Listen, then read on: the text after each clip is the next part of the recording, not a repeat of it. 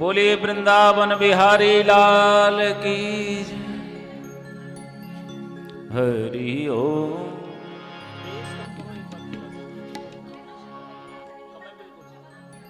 Hello hello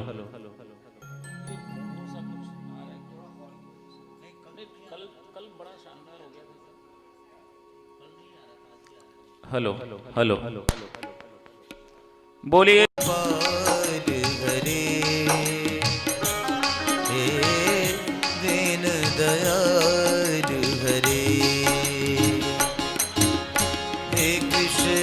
Gopal हरे हे दीन दयाल हरे हे कृष्ण गोपाल हरे हे दीन दयाल हरे तुम करता तुम ही कारण तुम करता तुम ही कारण हे परम कृपाल हरे हे दीन दयाल हरे हे कृष्ण गोपाल हरे हे दीन दयाल हरे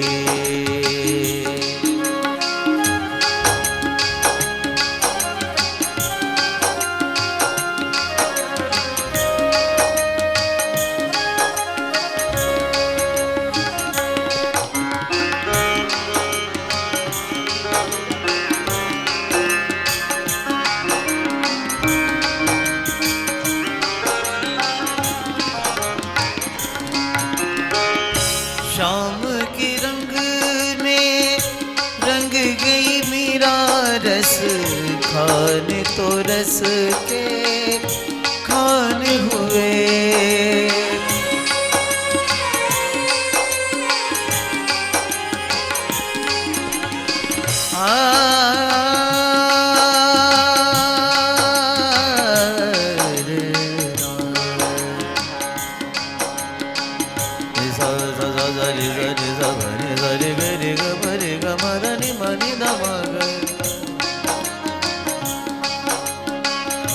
शाम के रंग में रंग गई मेरा रस खान तो रस के खान हुए जग से आंखें बंद करी तो सूरदास ने दर्श किए मात यशोदा ब्रज नारी के मात यशोदा ब्रज नारी के माखन चोर धरे हे दीन दयाल हरे हे कृष्ण बिहारी लाल की कर्पूर गौरम करुणावतारम संसार सारम भुजगेन्द्रहारम सदा वसंतम हृदयारविंदे भवं भवानी सहितं नमामि। श्री भागवत भगवान की है आरती पापियों को पाप से तारती। श्री भागवत भगवान की है आरती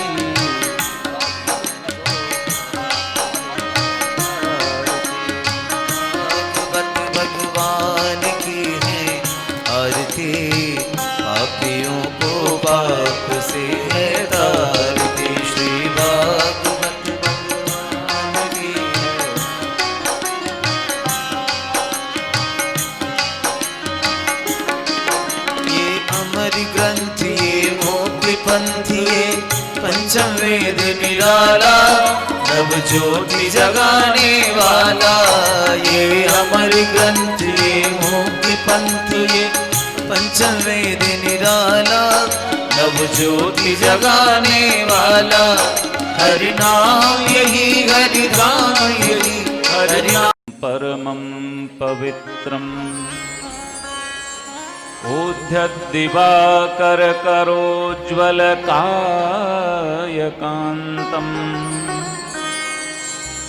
विघ्नेश्वरं सकलविघ्नहरं नमामि। या कुन्देन्दुतुषारहारधवला या शुभ्रवस्त्रावृता या वीणावरदण्डमण्डितकरा या श्वेतपद्मासना या ब्रह्माच्युतशङ्करः प्रभृतिभिर्देवैः सदा वन्दिता। सा मम पातु सरस्वती भगवती निःशेष जाड्यापहा। गुरु ब्रह्मा गुरु विष्णु गुरुर्देवो महेश्वरः, गुरु साक्षात् परब्रह्म तस्मै श्री गुरुवे नमः।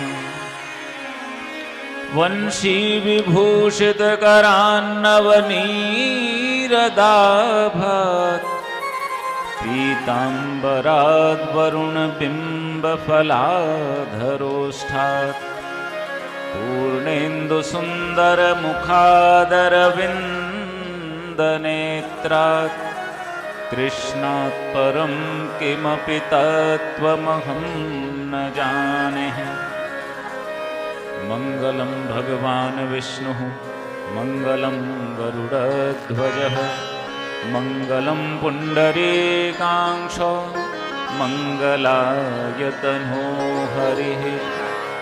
नीलाम्बुजश्यामलकोमलाङ्गं सीतासमारोपितवामभागम् पाणौ महासायकचारुचापं नमामि रामं रघुवंशनाथम्। अतुलितबलधामं हेमशैलाभदेहं धनुजवनकृशानुं ज्ञानिनामग्रगण्यं सकलगुणनिधानं वानराणामधीशं रघुपतिप्रियभक्तं वातजातं नमामि। बोलिए श्री गणेश जी महाराज की जय। बोलिए श्री लक्ष्मी नारायण भगवान की जय। बोलिए श्री राघवेंद्र सरकार की जय। श्री राधा गोविंद सरकार की जय। हनुमान जी महाराज की जय। श्री राधे गोपाल भज मन श्री राधे। श्री राधे गोपाल भज मन श्री राधे। श्री राधे गोपाल भज मन श्री राधे। श्री राधे गोपाल भज मन श्री राधे। श्री राधे श्याम राधे। श्री राधे श्याम राधे। श्री राधे गोपाल भज मन श्री राधे। श्री राधे गोपाल भज मन श्री राधे। श्री राधे श्याम राधे। श्री राधे श्याम राधे।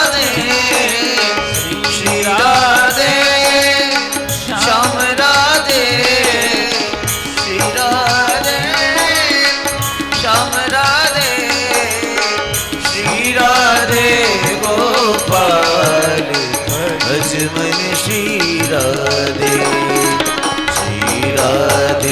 गोपाल भज मन श्री राधे गोपाल भज मन हरि राधे।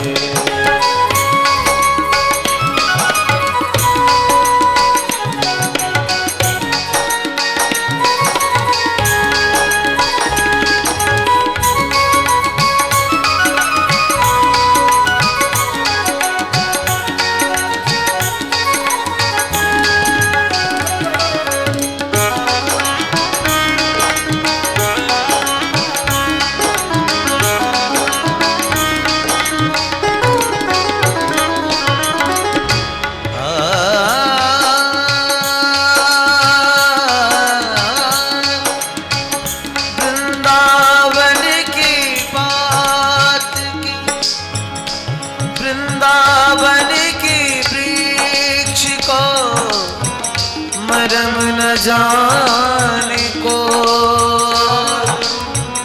डाल डाल और पात में श्री राधे राधे हो परम धन राधा राधा राधा राधा राधा परम धन राधा राधा राधा राधा राधा हमारो धन राधा श्री राधा श्री राधा हमारो धन राधा श्री राधा श्री राधा संत धन राधा राधा राधा राधा राधा संत धन राधा राधा राधा राधा राधा परम धन राधा श्री राधा श्री राधा हमारो धन राधा श्री राधा श्री राधा राधे मेरी स्वामिनी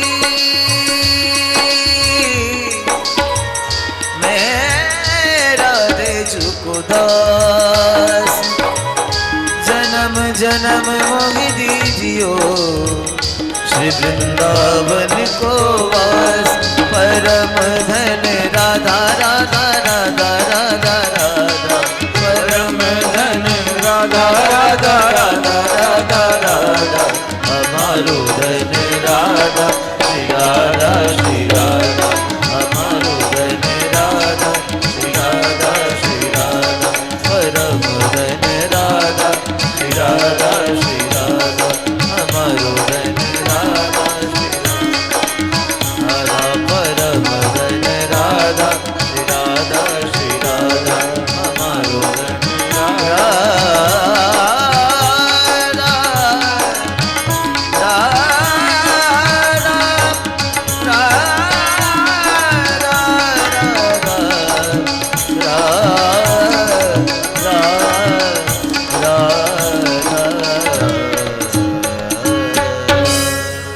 सच्चिदानंद रूपाय विश्वोत्पत्त्यादि हेतवे तापत्रय विनाशाय श्रीकृष्णाय वयं नमः। यं प्रव्रजन्तमनुपेतमपेतकृत्यं द्वैपायनो विरह कातर आजुहावः पुत्रेति तन्मयतया तरवोऽभिनेदुः तं सर्वभूतहृदयं मुनिमानतोऽस्मि। जय जय श्री राधारमण जय जय नवल किशोर जय गोपी चित चोर प्रभु जय जय माखन चोर। श्री राधे मेरी स्वामिनी मैं राधे जु को दास जन्म जन्म मोहि दीजियो श्री वृंदावन को बास। भक्ति भक्त भगवंत गुरु चतुर नाम बपु एक इनके पद वंदन किए नाशहु विघन अनेक।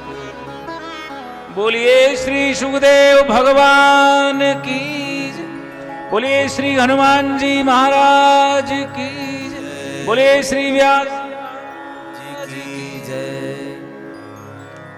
परम मंगलमय परात्पर अखिलेश्वर भगवत वांछा कल्पतरु अगाध करुणा वरुणालय पीतांबरधारी मोर मुकुटधारी गोपिका प्राणवल्लभ श्री कृष्णचंद्र स्वरूपा श्रीमद् भागवत शास्त्र को प्रणाम करते हुए आज की कथा में प्रवेश करेंगे। कल कथा के विश्राम अवसर पर प्रसंग चल रहा था कि राजा स्वयंभू मनु और शत्रुपा की जो 3 पुत्रियों की कथा हुई, फिर उसके बाद उनके पुत्र उत्तानपाद के वंश जिसमें ध्रुव जैसा महान भक्त पैदा हुआ, उसकी कथा को कहा गया। उसके उपरांत सूत जी महाराज बोले कि स्वयंभू मनु और शत्रुपा, यानी स्वयंभू मनु का अर्थ पहले मानव जिनको कहा है। छोटे पुत्र का नाम था उनका प्रियव्रत, और प्रियव्रत जो है विश्वकर्मा की पुत्री बहिर्ष्मति के साथ जिनका विवाह हुआ। ऐसा अतुलित तेज उनका बताया गया है, ऐसा प्रकाशमान उनको बताया गया है कि जहां भी खड़े हो जाते रात में भी दिन हो जाता है। उन्होंने देखा कि सूर्य जब अस्तांचल को जाते हैं तो जहां सूर्य नहीं होते वहां अंधेरा हो जाता है, तो क्यों नहीं मैं वहां खड़ा हो जाऊं। और 7 दिन तक रथ पर बैठकर पीछे पीछे परिक्रमा करते रहे पृथ्वी की। ब्रह्मा जी ने आकर के रोका कि पुत्र, ये सृष्टि के विरुद्ध कार्य तुमको उचित नहीं है, शोभा नहीं देता है, क्योंकि संसार, इस सृष्टि की रचना जिस प्रकार से किए है ना, रात है तो दिन भी होना है, दिन है तो रात अवश्यंभावी है, सुख है तो दुख भी होगा, और दुख है तो सुख भी आना ही है। तो इस प्रकार से बोले सृष्टि के विरुद्ध काम मत करो, इसके नियमों के विरुद्ध कार्य मत करो। अगर रात होगी नहीं तो लोगों को विश्राम कैसे मिलेगा, प्राणियों को। और इस प्रकार से ब्रह्मा जी ने समझाया। कहते हैं कि कालांतर में इन्हीं के वंश में राजा आग्निद्र हुए, आग्निद्र के हुए राजा नाभि, और इन नाभि का विवाह हुआ मेरू देवी के साथ। राजा नाभि ने अपने ऋषियों के कहने पर पुत्र कामेष्टि यज्ञ किया, जिसके फल स्वरूप एक पुत्र की प्राप्ति हुई, और ये पुत्र कोई और नहीं स्वयं भगवान जो है ऋषभदेव ही कहे गए। ऋषभदेव जिनको लोग जैन धर्म का प्रथम तीर्थंकर भी मानते हैं, ये ऋषभदेव भगवान नारायण के ही एक अवतार कहे हैं भागवत में। ऋषभदेव, उनका जन्म हुआ, बहुत परम प्रतापी राजा के रूप में उन्होंने कार्य किया, लोगों का मार्गदर्शन भी किया। असल में भगवान का जब प्राकट्य होता है ना, वो किसी न किसी संदेश के लिए होता है। जितने भी अवतार प्रभु के हुए हैं, उन अवतारों के माध्यम से प्राणी मात्र को संदेश देने का प्रयास किया गया है। परंतु हम अवतारों की कथा तो पढ़ते हैं, सुनते भी हैं, संदेश ग्रहण नहीं करते हैं। एक राजा का क्या कर्तव्य होना चाहिए, राजा को कैसा होना चाहिए, राजा का क्या धर्म है, क्या उसका व्यवहार होना चाहिए, प्रजाजनों के साथ उसका कैसा व्यवहार हो, ये सारा कार्य जो है स्वयं करके ऋषभदेव के रूप में भगवान नारायण ने दिखाया है, ताकि आने वाली पीढ़ियां भी ऐसे ही उनके अनुरूप राजधर्म का पालन कर सके। और उनके लिए कहा है, ऋषभदेव जी के लिए कहा है कि वो हजारों वर्ष तपस्या करने के बाद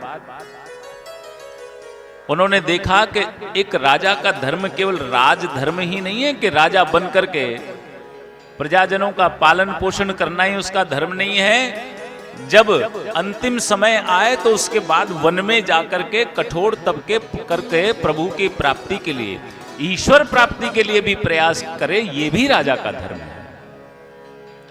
और उन्होंने अपने पुत्रों को उपदेश किया, नूनम प्रमत्त कुरुते विकर्मः यदीन्द्रियः प्रीतय आपृणोति न साधु मन्ये यत् आत्मनो यः मसन्नपि क्लेशद आसदेह। उपदेश किया ऋषभदेव ने अपने पुत्रों भरत आदि को। भरत इनके सबसे बड़े पुत्र हैं, ज्येष्ठ, जिनके नाम से ये भारत विख्यात हुआ। बोले, पुत्रों, ये मानव जो है या कोई भी प्राणी प्रमादवश इंद्रियों की तृप्ति के लिए भिन्न भिन्न कर्म करता है, और इन्हीं कर्मों के कारण ही बार बार भिन्न भिन्न शरीर भी प्राप्त करता है। और इस शरीर को प्राप्त करने के बाद सन्मार्ग पर जीवन को लगा दे, लोगों की सेवा को ही अपना जीवन मानकर उसमें ही संतुष्टि को प्राप्त करे, किसी भी प्रकार से किसी को दुख नहीं दे, यही जो है इस शरीर का कर्म होना चाहिए। और महाराज उपदेश करके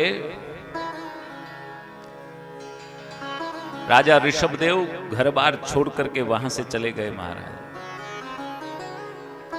सब कुछ छोड़कर, राज्य का त्याग करके वन की तरफ चले गए, और वन में जाकर के एक वृक्ष के नीचे बैठ गए। और वृक्ष के नीचे बैठे तो वहां पर सब कुछ छोड़कर साधु का रूप धारण करके राजा ऋषभदेव अब अपना राज्य छोड़कर किसी दूर देश में किसी गांव के पास जो है किसी पेड़ के वृक्ष के नीचे बैठे हुए थे। अब वहां वृक्ष के नीचे जब राजा एक साधु के वेश में किसी को देखा तो गांव के लोगों ने देखा, लगता है कोई बाबा जी आए हुए हैं बाहर से, कोई बच्चे को ले गया, कोई जन्म पत्री ले जा करके, कोई महाराज आशीर्वाद दीजिए, फैक्ट्री नहीं चल रही है, कोई दुकान नहीं चल रही है, बेटा बीमार है, ये है वो है। राजा ऋषभदेव ने देखा कि मैं राज धर्म छोड़ करके, राजकाज छोड़ करके यहां पर वन में आकर के तपस्या करके भगवत प्राप्ति का मार्ग प्राप्त करने के लिए, मार्गदर्शन करने के लिए यहां आया हूं, और यहां भी भीड़ ने घेर लिया। तो ऋषभदेव जी ने देखा कि भाई यहां तो ऐसे तो काम चलेगा नहीं, ये रोज कोई ना कोई, कभी कोई आशीर्वाद लेने आएगा, कभी कोई तकलीफ लेके आएगा, कभी कोई दुख ले करके आएगा। तो उन्होंने देखा कि भाई कोई ऐसा उपाय हमको करना चाहिए जिससे ये सब के सब लोग हमसे दूर हो जाएं। और महाराज ऋषभदेव जी ने स्नान करना बंद कर दिया, मैले कुचैले, एक दुर्गंध आने लगी शरीर से। तो जो लोग आते थे ना महाराज आशीर्वाद लेने के लिए, वो अपने आप ही दूर हो गए। कैसा बाबा जी है, ना स्नान करता है, ना मैला कुचैला रहता है, बदबू आती, दुर्गंध आ रही, और एक एक करके वो सारी भीड़ छट गई। कहते हैं कि भगवान ऋषभदेव ने ऐसी कठोर तपस्या की कि अनेक प्रकार की सिद्धियां, आकाश गमन, मनोजवित, अंतर्ध्यान होना, दूसरे के शरीर में प्रवेश करना आदि जो सिद्धियां हैं, उनके सामने हाथ जोड़ करके खड़ी है कि आप हमें स्वीकार करिए।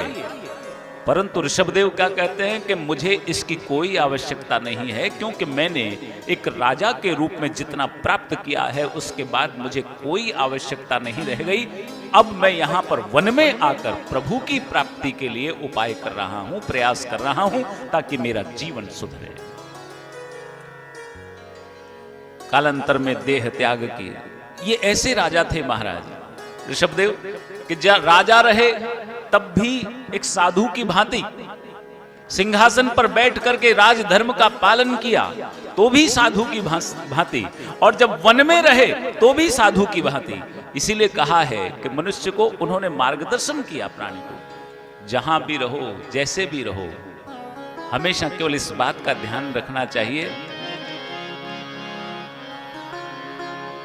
न दुख में दुखी न सुख में सुखी, सदैव एक जैसा। भाई बहुत कुछ मिल जाए तो भी अति आनंद या उत्साह में नहीं आ जाए, लोगों के सामने जो अहंकार का प्रदर्शन नहीं करें, और कभी कुछ छूट भी जाए तो इतने पीड़ित नहीं हो जाएं, इतने परेशान नहीं हो जाएं कि जो है उसी चिंता में घुल घुल करके जो है उसका भी आनंद लेना भूल जाएं। जिस देश में जिस वेश में परिवेश में रहो, राधा रमण राधा रमण राधा रमण कहो, राधा रमण राधा रमण रमण कहो। जिस देश में जिस वेश में परिवेश में रहो, राधा रमण राधा रमण राधा रमण कहो। जिस रंग में जिस ढंग में जिस संग में रहो, जिस रंग में जिस ढंग में जिस संग में रहो, राधा रमण राधा रमण राधा रमण कहो। जिस देश में जिस वेश में परिवेश में रहो, राधा रमण राधा रमण राधा रमण कहो।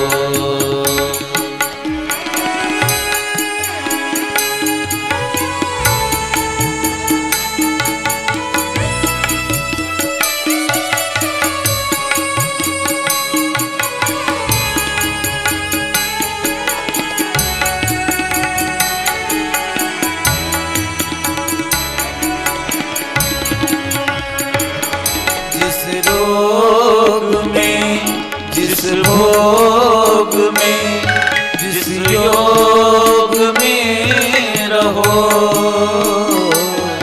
जिस रोग में जिस भोग में जिस योग में रहो, राधा रमण राधा रमण राधा रमण कहो। जिस वेश में जिस वेश में परिवेश में रहो, राधा रमण राधा रमण राधा रमण कहो।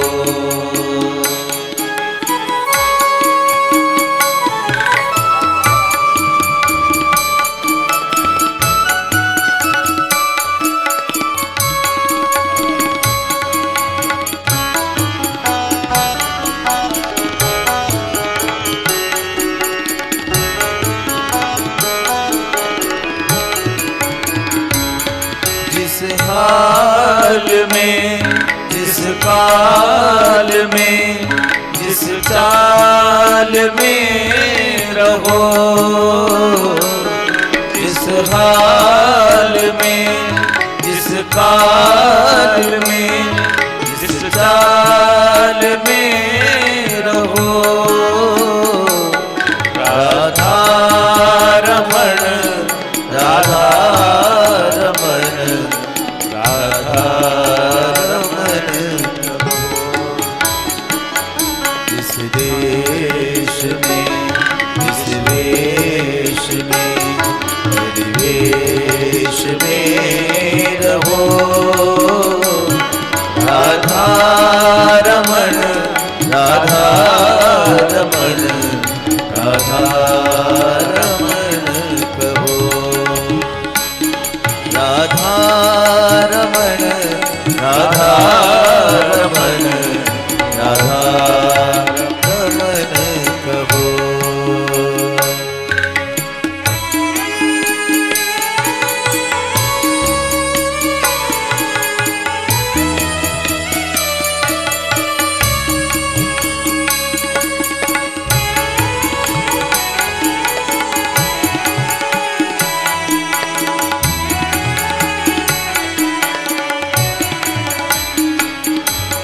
धाम में, जिस काम में, जिस नाम में रहो,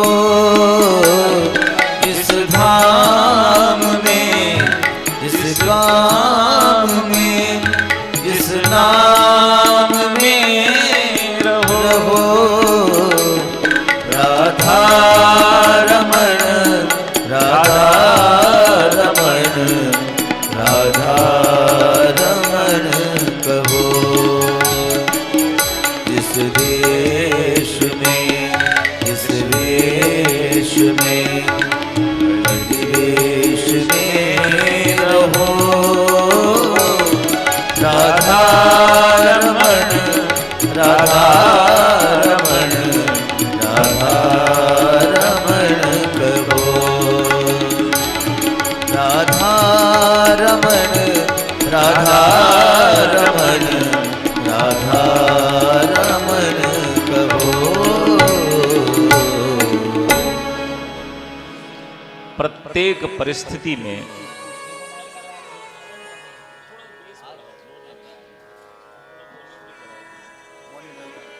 हेलो,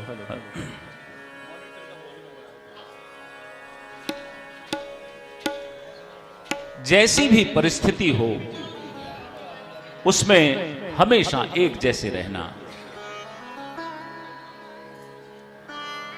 ये ऋषभदेव ने अपने आचरण से सिखाया। अब तो शांति रखो भाई।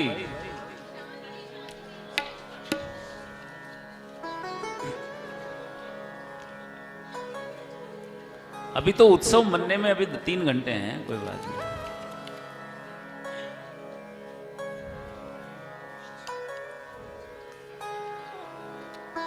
तो जैसी भी परिस्थिति जीवन में आ जाए, प्रत्येक परिस्थिति में एक जैसा व्यवहार, एक जैसा आचरण होना चाहिए।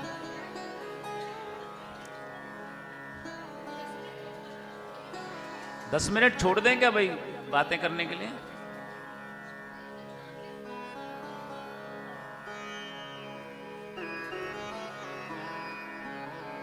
महाराज ऋषभदेव के उपरांत उनके पुत्र राजा बने भरत। विश्वरूप की पुत्री पंचजनी के साथ उनका विवाह हुआ। भरत जी के लिए कहा है कि 1 करोड़ वर्ष तक राज्य का उन्होंने उपभोग किया और उसके बाद पिता का अनुकरण करते हुए, जैसे ऋषभदेव जी ने राज्य का उपभोग करने के बाद भी वन में जाकर के प्रभु की प्राप्ति के लिए तपस्या की, वैसे ही महाराज भरत ने भी किया। राज्य का त्याग करके पुलहाश्रम में हरिहर क्षेत्र में जाकर के उन्होंने श्री हरि की आराधना की, कठोर आराधना। और आराधना करते हुए बस यही कामना थी कि बस अब पुनः ये शरीर प्राप्त नहीं हो, हमेशा के लिए मुक्त हो जाऊं मैं। और ऐसी उन्होंने कठोर आराधना की कि अब ये निश्चित हो गया था कि वो शरीर छोड़ने के बाद वैकुंठ धाम को ही जाएंगे। परंतु अंत समय में एक ऐसी घटना घटी कि जिसके कारण उनको और 2 बार जन्म लेना पड़ा। भरत जी महाराज ने हजारों वर्ष तक श्री हरि की आराधना करते हुए भगवान को प्रसन्न किया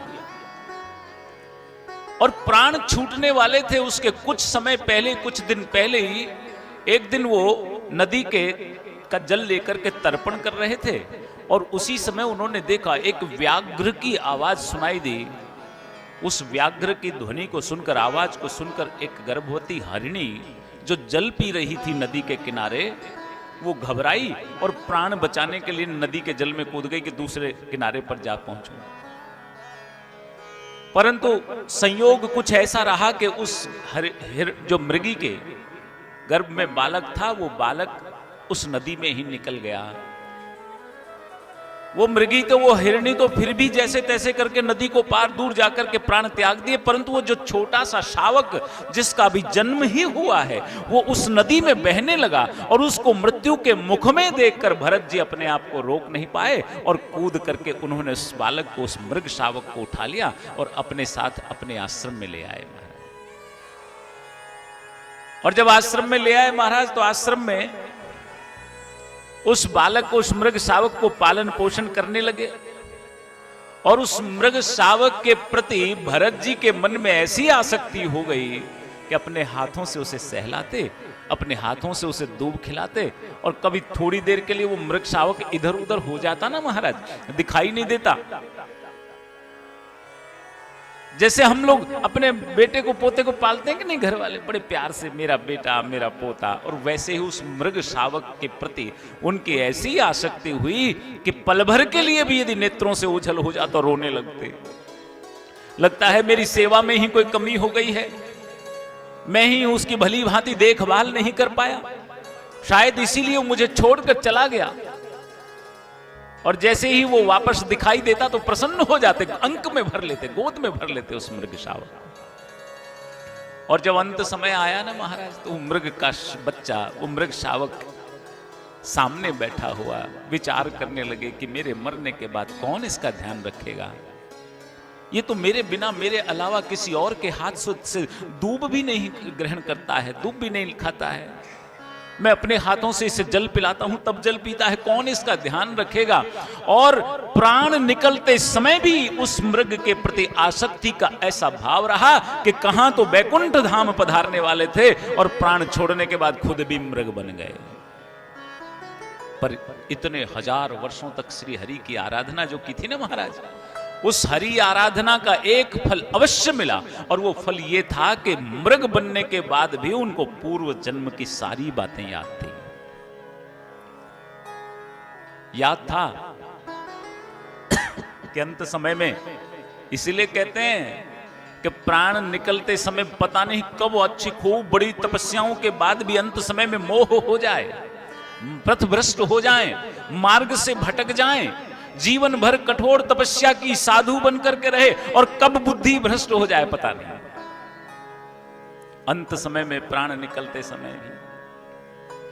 और आप देखिए कि मृग बनना, लेकिन याद रहा कि पिछले जन्म में क्या भूल हुई थी, इसलिए इधर उधर घूमते घूमते वो मृग बने हुए भरत जी महाराज गंडकी नदी में पहुंचे और उसी में डूब करके प्राण त्याग दिए। लेकिन फिर भी पीछा नहीं छोड़ा महाराज, एक जन्म और लिया और इस बार एक अंगिरस गोत्र के ब्राह्मण के यहां बालक बन करके आए। श्री हरि की कृपा ऐसी रही कि इस बार भी याद था कि पिछले जन्म में मैं राजा भरत था, उसके बाद मृग बन गया, उस मृग की आसक्ति के चलते, और अब इस शरीर को मैंने प्राप्त किया है, एक ब्राह्मण का पुत्र बन करके आया हूं, लेकिन अब की बार भूल नहीं करूंगा।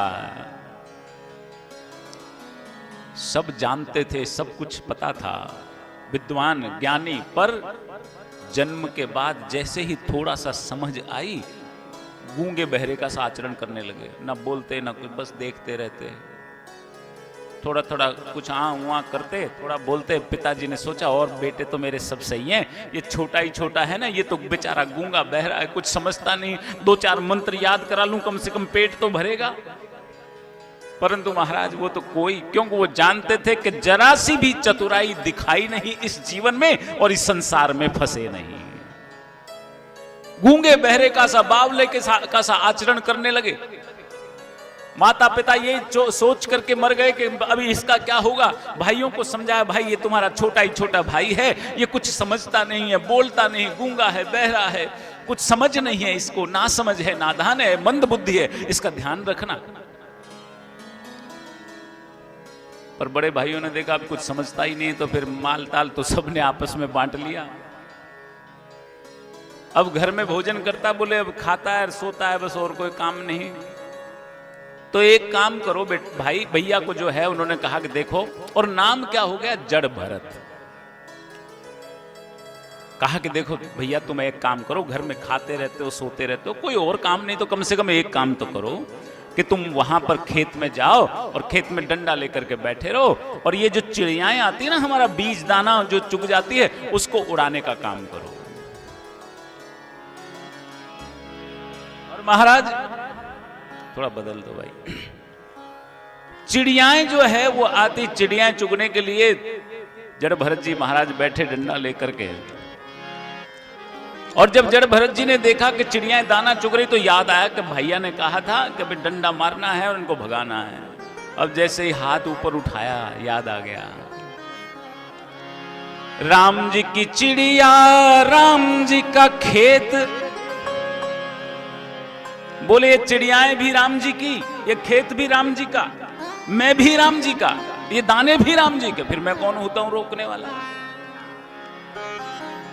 राम जी की चिड़िया, राम जी का खेत, खाओ री चिड़िया भर भर पेट। बोले मैं कौन होता हूं रोकने वाला। भाइयों ने देखा ये तो यहां भी किसी भी काम का नहीं निकाल दिया महाराज घर से। अब पागल बहरे गूंगे के समान आचरण करते हुए, गंदा मैला कुचैला यज्ञोपवीत जो पिताजी ने धारण करा दिया था, ब्राह्मण का बेटा है ना महाराज, पर जरा सी चतुराई नहीं दिखाई।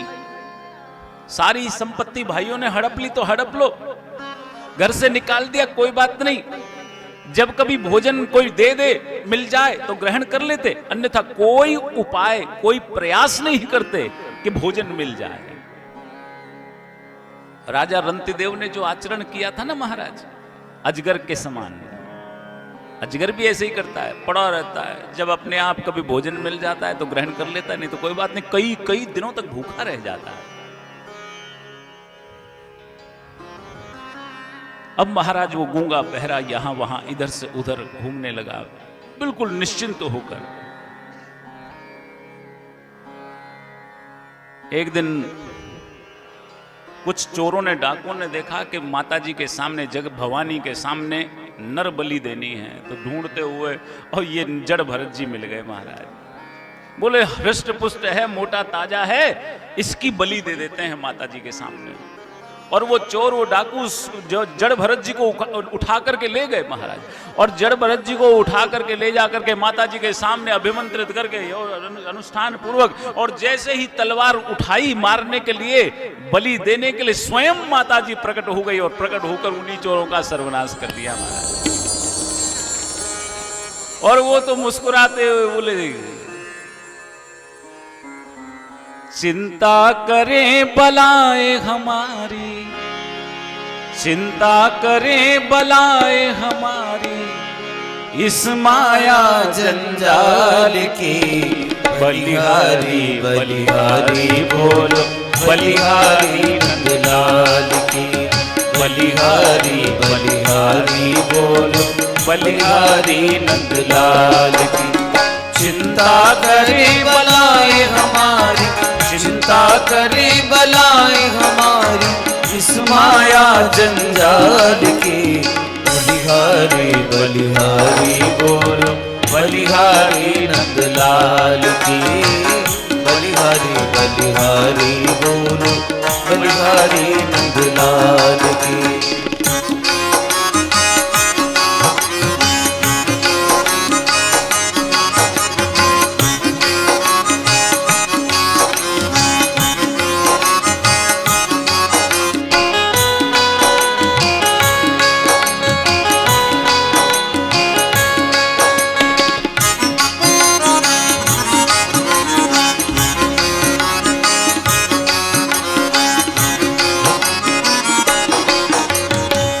मालिक ने जन्म दिया है, अन्न वस्त्र भी देवेगा।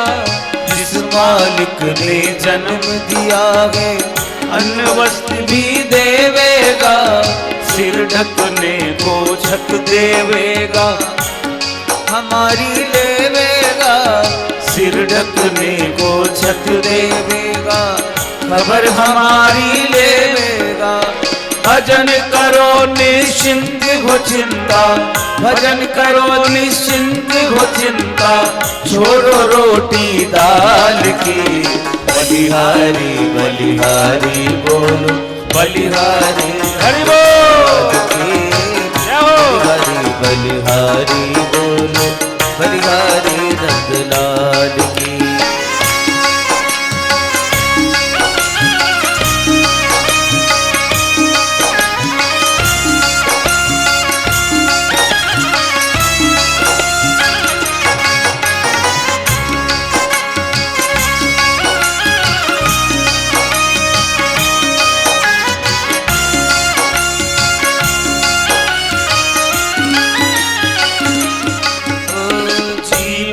मरण हाथ में उसके, कर्म हाथ में है अपना। जीवन मरण हाथ में उसके, कर्म हाथ में है अपना। सच्चा है परमात्मा केवल, बाकी सब झूठा सपना। है परमात्मा केवल, बाकी सब झूठा सपना। प्रेम करो तज मोह ईर्षा, प्रेम करो तज मोह ईर्षा। चिंता छोड़ो काल की, बलिहारी बलिहारी बोलो, बलिहारी नंदलाल की। बलिहारी बलिहारी बोलो, बलिहारी नंदलाल की।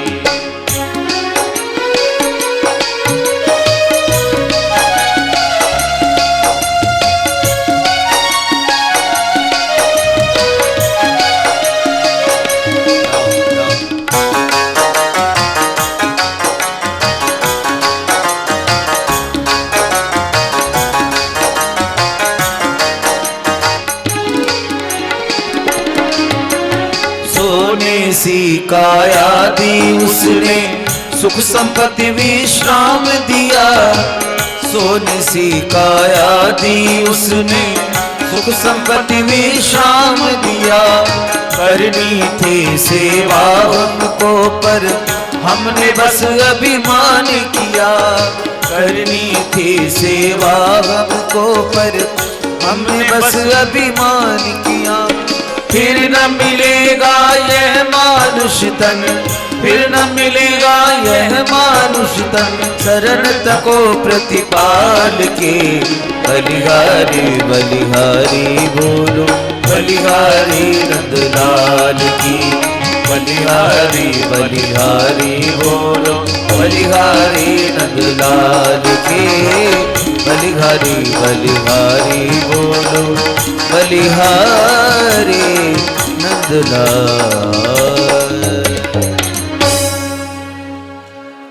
सब कुछ चिंता छोड़ करके जड़ भरत जी बस यहां से वहां भ्रमण करते रहते, घूमते रहते महाराज।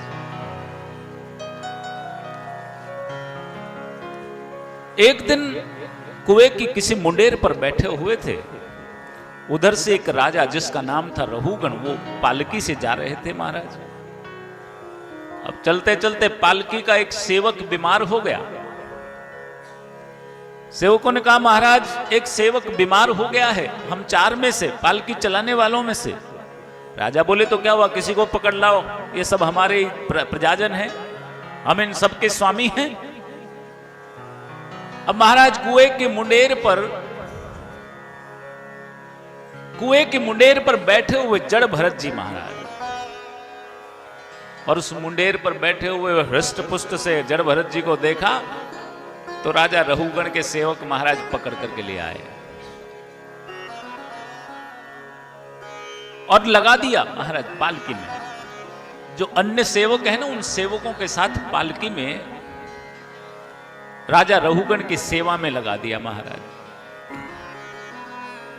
अब पालकी में लगाया महाराज, तो पालकी में नीचे चलते चलते नंगे पैर चलते तो कोई कीड़ा मकोड़ा देखते तो उछल जाते महाराज उसे बचाने के लिए। कोई भी कीड़ा मकोड़ा सड़क पर, मार्ग पर, जो है उस पगडंडी पर जिस पर से वो जा रहे थे, जैसे ही दिखाई देता और उसे बचाने के चक्कर में जोर से उछले तो महाराज वो पालकी उछली तो राजा रहूगण भी उछले, और वो जो है ऊपर जो होती ना लकड़ी महाराज उससे टकराए तो सिर में चोट लगी। राजा रहूगण जोर से चिल्लाए, अरे तुम लोगों को चलना नहीं आता, पालकी को ठीक से लेना नहीं जा सकते। सेवक बोले महाराज ये अभी अभी एक नया सेवक पकड़ करके लाए हैं ना इस गांव से, ये बार बार उछलता है। राजा रहूगण ने थोड़ा व्यंगात्मक भाव से कहा, करे वो मोटे ताजे थे ना, बड़ा कृष्काय है, दुबला पतला सा दिखाई दे रहा है, लगता है तूने कई दिनों से भोजन नहीं किया इसलिए तू ठीक से नहीं चल पा रहा है। जड़ भरत जी कुछ नहीं बोले महाराज। अब उसके बाद थोड़ी दूर और चले और फिर जैसे ही कोई कीड़ा मकोड़ा पैर के नीचे आए फिर उछल गए। तो इस बार तो राजा रहूगण को बड़ा क्रोध आ गया, अरे क्या तू जीता जी मर गया, मेरी आज्ञा नहीं मानता, मैं कहता हूं ठीक से चलो और तुम फिर बार बार उछलते हो। मैं अभी तेरा इलाज करता हूं, तुझे अभी दंडित करके। अब इतना कहना था महाराज, और पहली बार जड़ भरत जी बोले कि हे राजा, तू मेरा क्या इलाज करेगा? तू सोचता है इस शरीर को दंडित करके, इसे प्रताड़ित करके तू मुझे प्रताड़ित कर सकता है, दुखी कर सकता है, या मेरा कुछ अपकार कर सकता है, मेरा कुछ बिगाड़ सकता है? कुछ नहीं कर सकता। बोले ये स्थूलता, कृशता, आधि, व्याधि, भूख, प्यास, भय, कलह, इच्छा, बुढ़ापा, निद्रा, प्रेम, क्रोध, अभिमान और शोक, ये सब बोले धर्म जो है देहाभिमान को लेकर उत्पन्न हुए जीव को अनुभव होते हैं, उनको भासते हैं, मुझे नहीं। बोले क्यों? क्योंकि मैं आत्मा हूं। अब राजा रघुगण ने जैसे ये सुना तुरंत उतर के आया नीचे के, बोले आप हैं कौन? आप नर हैं या नारायण हैं? आप कृपा करके बताइए तो सही। बोले मैं तो एक साधारण सा प्राणी हूं। बोले नहीं नहीं, आप कोई साधारण मानव नहीं हो सकते, परंतु आपको मेरे प्रश्न का उत्तर देना पड़ेगा। आपने कहा कि आप आत्मा है और आपके शरीर को मैं दंडित करूंगा तो आपको कोई प्रभाव नहीं पड़ने वाला है, कैसे? जड़ भरत जी कहते हैं कि ये शरीर असल में नश्वर है, लेकिन आत्मा का कुछ नहीं बिगड़ता है। नैनम छिंदन्ति शस्त्राणि नैनम दहति पावक।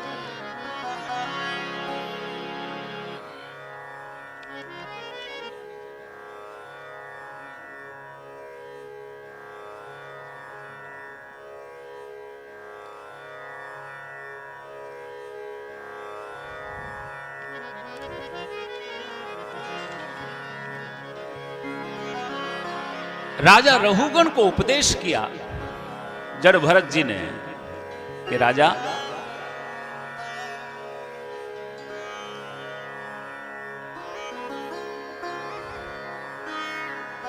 भाई एक कोई काम करो तो सबके सब क्यों बोलते हो? चुपचाप लाओ, क्योंकि आज पता है कि भाई आज उत्सव है, तो हाँ माल मत्ता जो उछालने के लिए लाओगे तो सही, खैर कोई बात नहीं, आने दीजिए, जितना उछाल करेंगे अच्छी बात है, पर सारे उधर ध्यान मत दीजिए। ये सोचोगा आज तो सामान आता रहेगा जाता रहेगा उछाल के लिए।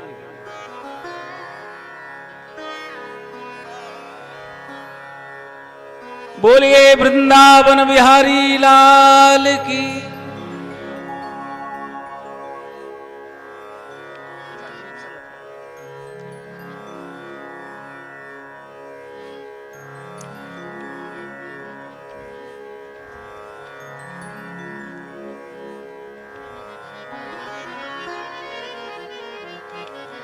जड़ भरत जी ने उपदेश किया रघुगण को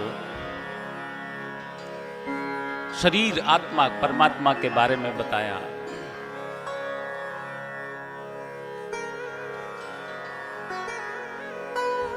बोले शरीर नश्वर भले ही है, लेकिन आत्मा का कभी कुछ बिगड़ता नहीं है। वो तो वस्त्र जैसे हम बदलते हैं ना, वैसे ही एक शरीर से दूसरे शरीर में को बदलने का काम करती है। नैनम छिंदन्ति शस्त्राणि नैनम दहति पावकः नै चैनम क्लेदयन्त्यापो नै शोषयति मारुतः। बोले न हवा सुखा सकता है इसे, और ना ही जल इसे गीला कर सकता है। अस्त्र शस्त्र इसे काट नहीं सकते किसी भी प्रकार से। बोले इसका कुछ भी नहीं बिगड़ सकता। इसलिए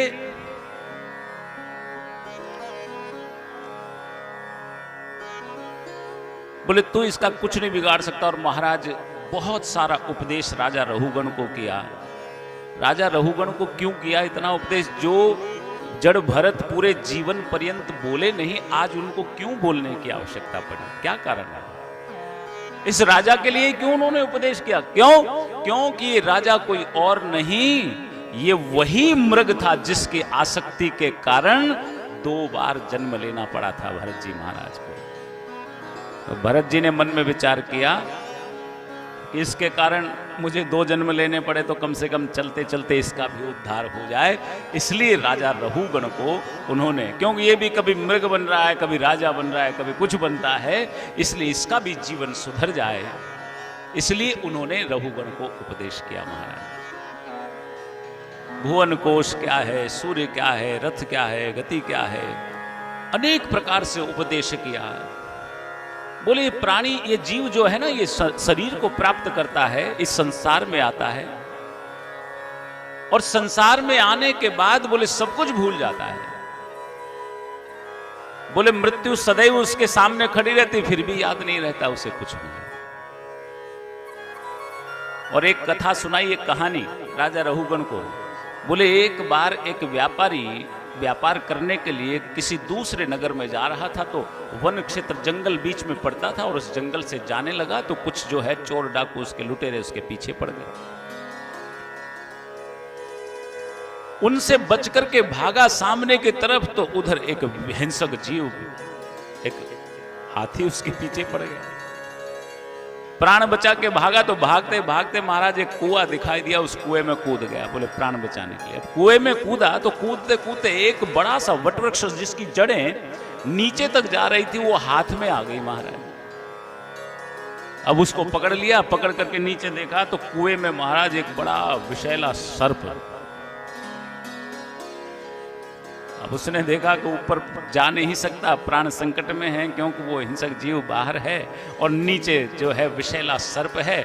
ऊपर देखा तो एक जो है मधुमक्खी का छाता दिखाई दिया महाराज, और उस छाते से एक एक बूंद शहद का नीचे गिर रहा था। जैसे ही वो बूंद गिरी, उसने मुंह खोल दिया महाराज, और मुंह में वो बूंद जो है शहद की बूंद गिरी, तो उस मिठास को बड़ी देर तक उसने देखा कि तो बड़ा मीठा रस है, और प्रतीक्षा करने लगा दूसरी बूंद के आने का।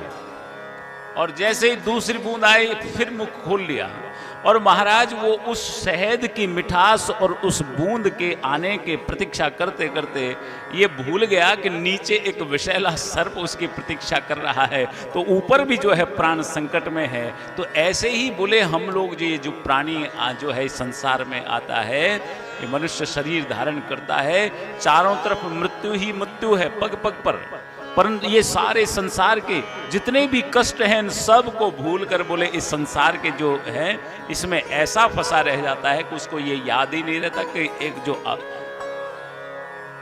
अवश्यम भावी सत्य है मृत्यु, उसको भी भूल करके वो इसी में सब फंसा रहता है। तो इस प्रकार से शंकरषण देव की स्तुति, नरक क्या है, अनेक प्रकार की कथाएं वहां कही।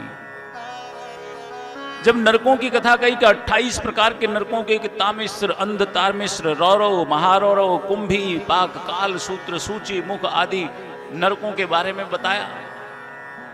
राजा रहुगण ने कहा महाराज कोई उपाय नहीं है कि नरकों से बचने का?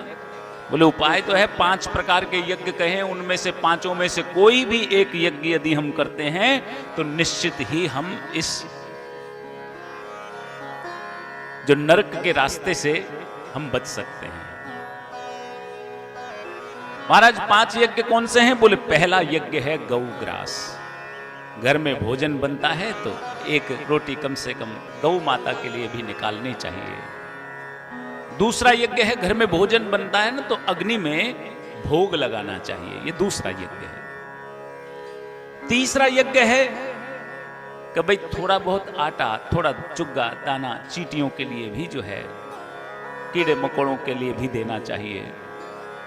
थोड़ा सा कुछ चुग्गा दाना पक्षियों के लिए भी डालना चाहिए, और थोड़ा सा भोजन की व्यवस्था जलचरों के लिए भी करनी चाहिए। बोलिए 5 प्रकार के यज्ञ यदि कोई करता है या इनमें से कोई भी एक यज्ञ कोई करता है तो फिर उसको नरक नहीं जाना पड़ता। तो महाराज नरक नहीं जाना पड़ता। इन 5 में से एक यज्ञ भी यदि कोई नहीं कर पाए तो क्या कोई ऐसा उपाय नहीं है कि जो बिना इस यज्ञ के भी काम चल जाए और नरक नहीं जाना पड़े? तो राजा रहुगण से जड़ भरत जी कहते हैं ऐसा भी उपाय है।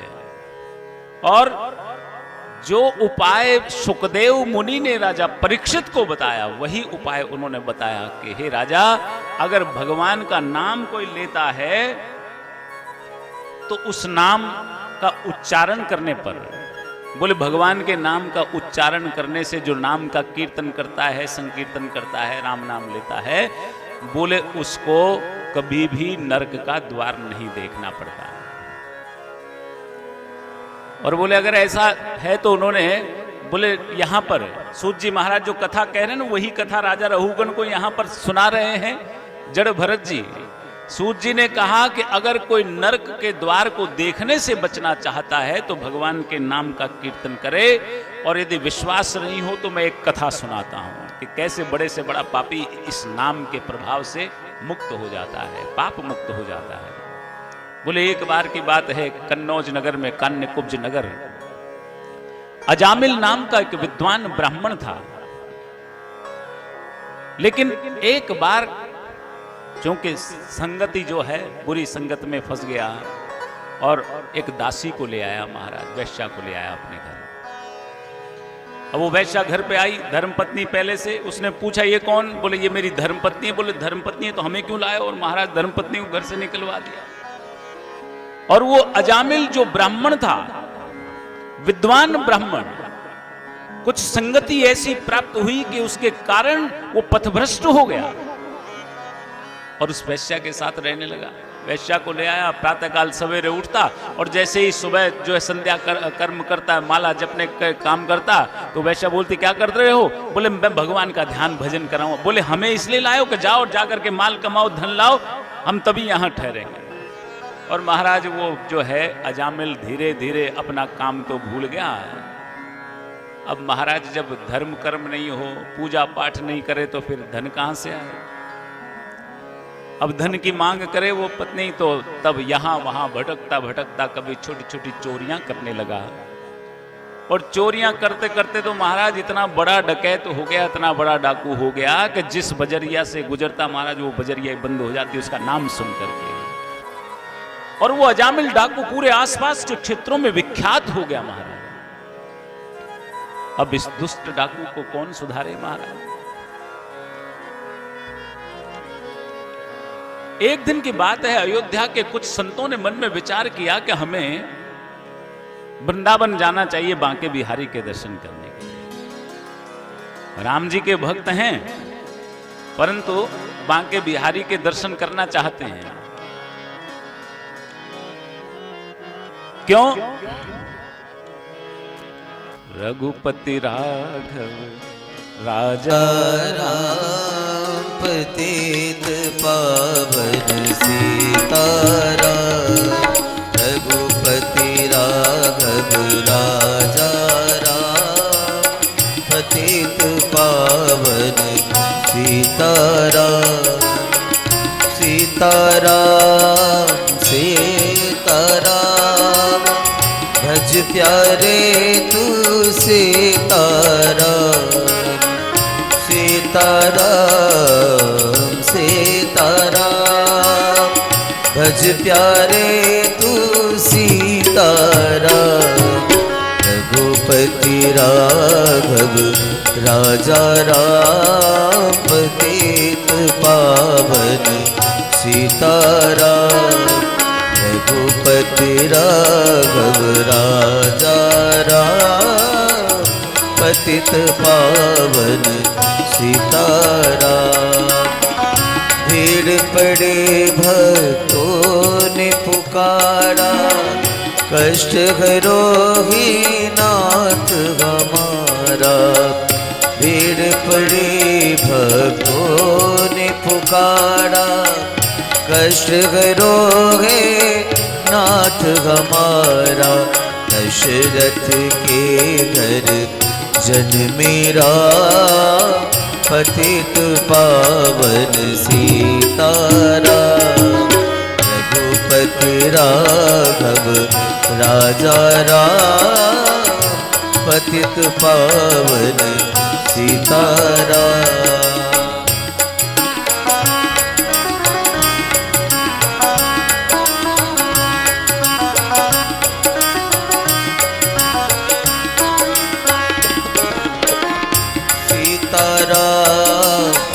जय रघुनंदन जय सिया राम, जानकी वल्लभ सीताराम, जय रघुनंदन जय सिया राम।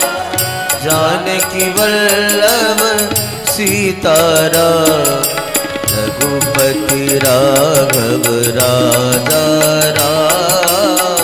पतित पावन सीताराम, रघुपति राघव राजा राम।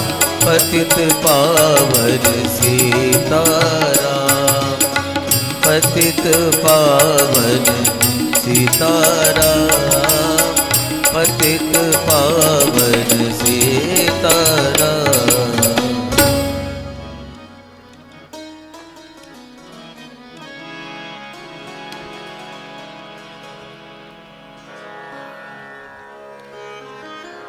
अयोध्या के संत बांके बिहारी के दर्शन करने के लिए वृंदावन की तरफ जो है चल पड़े। राम जी उनके इष्ट देव हैं, परंतु गोविंद के कन्हैया के दर्शन करने के लिए जा रहे हैं।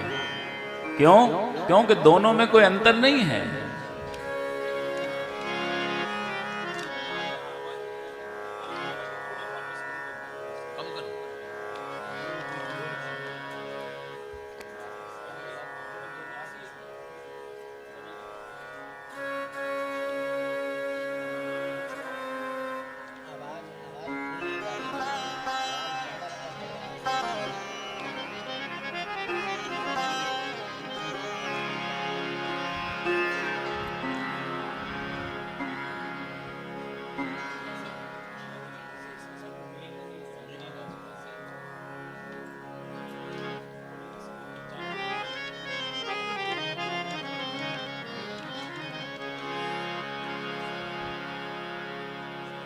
राम कृष्ण दो एक हैं,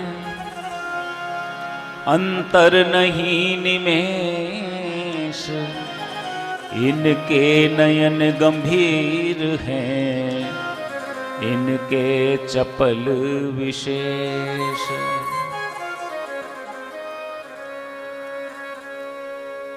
श्री राम जिनके इष्ट देव है, वही अवध के संत बांके बिहारी के दर्शन करने के लिए। क्यों? दोनों में भेद नहीं है, दोनों एक ही तो हैं। अंतर है तो मात्र कितना सा, केवल एक के नेत्र थोड़े चंचल हैं और एक के गंभीर। कभी कभी तो महाराज ये वृंदावन के लोग जाते हैं ना, जैसे वृंदावन बांके बिहारी के ठाकुर के जो मानने वाले हैं, ठाकुर के भक्त अयोध्या जाते हैं, उनमें आपस में संतों में चर्चा होती है ना। तो ये वृंदावन के ठाकुर के भक्त कह देते हैं कि आपको पता है कि वानर भालुओं को कन्हैया ने माखन खिलाया। बोले क्यों खिलाया पता है? बोले आप भी बताइए, आप वहां के वृंदावन के हो, ठाकुर के भक्त हो, बताइए क्यों खिलाया माखन? अरे बोले इसलिए खिलाया कि जब रामावतार में ये वानर भालू इनके साथ थे ना, अब उस समय तो माखन मिश्री कहीं था नहीं, तो सतुआ खिलाया, तो इसलिए बोले इस जो है अवतार में हम माखन मिश्री खिलाएंगे। अब राम जी के भगत नाराज हो जाते, सतुआ खाए तुम्हारे वो कन्हैया के बाप दादा, हमारे राम जी काहे को सतुआ खाए? ये प्रेम की बात है, पर दोनों में कोई अंतर नहीं है। और ये संत महाराज अनेक मूर्तियां, 25-30 मूर्तियां, और उनमें उनके गुरुदेव एक वृद्ध संत उनके साथ साथ चल रहे हैं। चलते चलते महाराज संध्या हो गई, और संध्या कहां हुई? कन्नौज नगर में, कान्यकुब्ज जिसे कहते हैं। अभी सौभाग्य से हमारी एक गाड़ी भी कन्नौज में ही रखी हुई है।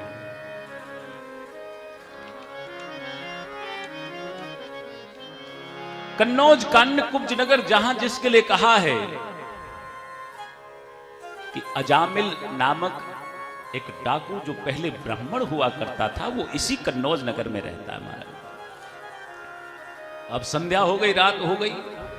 अब रात हो गई तो महाराज एक जय सीताराम का झंडा लिए हुए आगे आगे युवा संत चल रहा। गुरुदेव ने उसको बुलाया, कहा कि देख बेटा, पूछ यहाँ गांव में नगर में कोई भगत हो जिसके यहाँ हम रात्रि विश्राम भी कर लें और भोजन व्यवस्था भी हो जाए। तो एक युवक जो है सामने से आ रहा था, उस युवक को उस संत ने रोका, जो युवा संत था, और रोक करके उससे कहा कि भैया यहाँ कोई भगत हो तो बताओ।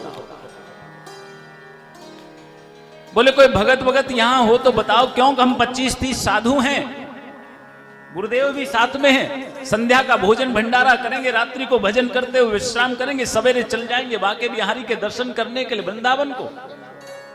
उस युवक ने देखा ऊपर से नीचे तक इतने सारे बाबाजियों को, कोई जटाधारी है, कोई मठाधारी है, कोई सोटाधारी है, कोई लोटाधारी है, कोई दूधाधारी, कोई बबूतीधारी, कोई त्रिपुंडधारी, कोई ऊर्ध्वपुंडधारी, कोई त्रिशूलधारी। ऊपर से नीचे तक देखा, उस युवक के पता नहीं क्या मन में शैतानी आई और बोले बाबा जी महाराज, भगत तो है, बहुत बड़ा भगत है हमारे नगर में, और नाम है उसका अजामिल भगत, और अजामिल डाकू को ही अजामिल भगत बता करके वो सामने देखो, वो घर दूर से दिख रहा है ना, वो उसी भगत का घर है। आप कृपा करके वहीं जाइए, भोजन भंडारा तो मिलेगा सो मिलेगा, और भगवान की अगर कृपा हुई तो अच्छे से पूजा भी होगी। अब महाराज वो सब के सब, वो युवा संत जो जय सीताराम का झंडा लिए लिए आगे जा रहे थे, तुरंत आगे आगे जल्दी चले, द्वार खटखटाया, जिनके घर पावन भये संत पधारे आए, द्वार खोलो अजामिल भगत, द्वार खोलो, द्वार खोलो। और द्वार खोला महाराज, उस वैश्या ने देखा संत खड़े हैं सामने। अरे देवी, अजामिल भगत कहाँ हैं? कन्नौज, यहाँ हम लोग अयोध्या से पधारे हैं दर्शन करने के लिए, बांके बिहारी के दर्शन के लिए वृंदावन जा रहे हैं। रात्रि हो गई ना, तो रात को आज यही विश्राम करेंगे, 25 मूर्ति हैं, गुरुदेव भी साथ हैं, भोजन भंडारा आज तुम्हारे यहीं पर होगा, रात्रि विश्राम करते हुए भजन करते हुए रात्रि विश्राम करेंगे, सवेरे चले जाएंगे। उस वैश्या ने कहा कि हे संत भगवान, मुझे क्षमा कर दीजिए, पता नहीं कोई और तो अच्छा गुण नहीं मेरे अंदर, पर मेरी माँ ने एक बात मुझे सिखाई कि कभी भी संतों से झूठ मत बोलना। आपको लगता है भ्रम हुआ है या किसी ने आपको झूठ बोला है, मेरा पति कोई भगत वगत नहीं, वो तो विख्यात डाकू है, अजामिल डाकू, इसलिए मुझे क्षमा करें। अब महाराज तुरंत वापस लौट गया वो युवा संत, गुरुदेव चलो यहां से, अरे ये तो किसी विख्यात बड़े डाकू का घर है, लगता है उस लड़के ने हमको झूठा मिथ्या भाषण किया और हमको यहां पर इस डाकू के घर भेज दिया भगत बताकर। वो वैश्या दौड़ती हुई आई पीछे।